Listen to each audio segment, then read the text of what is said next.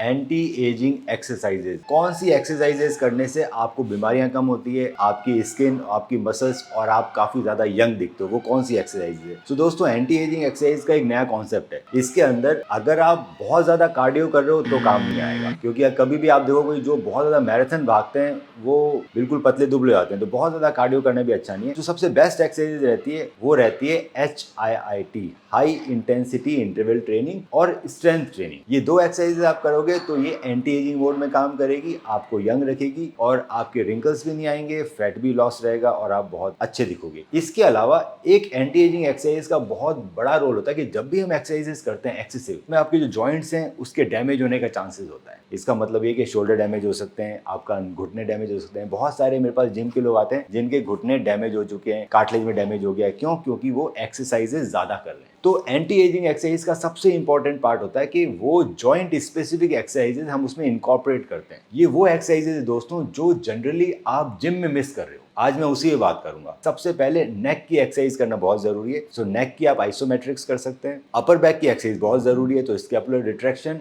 और VYT exercises आप कर सकते हैं स्कैपुला के लिए। इसके अलावा शोल्डर के लिए हमें इसेंट्रिक मोड में रोटेटर कफ की एक्सरसाइजेज करनी है, जो कि आपके शोल्डर को पेन से बचाएगी। सो शोल्डर जॉइंट को अगर डीजेनरेशन से बचाना है तो आपको रोटेटर कफ की इसेंट्रिक मोड में एक्सरसाइजेज करनी ही करनी है। डंबल से हो सकती है, थेराबैंड से हो सकती है। इसके बाद हमें लोअर बैक की एक्सरसाइजेज करनी ही करनी है। लोअर बैक की एक्सरसाइज मोबिलिटी भी करनी है, जैसे कैट कैमल हो गई, और स्ट्रेंथ ट्रेनिंग भी करनी है, जिसके अंदर प्लैंक्स होते हैं, साइड प्लैंक्स होते हैं। हिप फ्लेक्सर बहुत जरूरी है। बहुत सारे लोग हिप फ्लेक्सर करना भूल जाते हैं, तो हिप फ्लेक्सर की एक्सरसाइजेस करनी है। आपको नी के अराउंड VMO की एक्सरसाइजेस करनी है, जो पटेला के माल ट्रैकिंग को बचाती है। सो वास्टस मिडिलिस ऑब्लिकस की एक्सरसाइज करनी है। ये सारी अगर आप एक्सरसाइजेस करेंगे तो ये एक एंटी एजिंग एक्सरसाइजेस के रूप में आती है, क्योंकि ये जनरली एक्सरसाइजेस लोग मिस करते हैं, और ये मिस करते हैं इसीलिए उनके घुटने और शोल्डर खराब हो जाते हैं एक्सेसिव एक्सरसाइज करने से। अगर आपको इसमें कोई भी डाउट हो तो आप हमारे क्लिनिक को कांटेक्ट कर सकते हो, और हम आपकी एज के हिसाब से, आपके कोई बॉडी पेन है, कोई जॉइंट पेन है, कोई इंजरीज है, उसके हिसाब से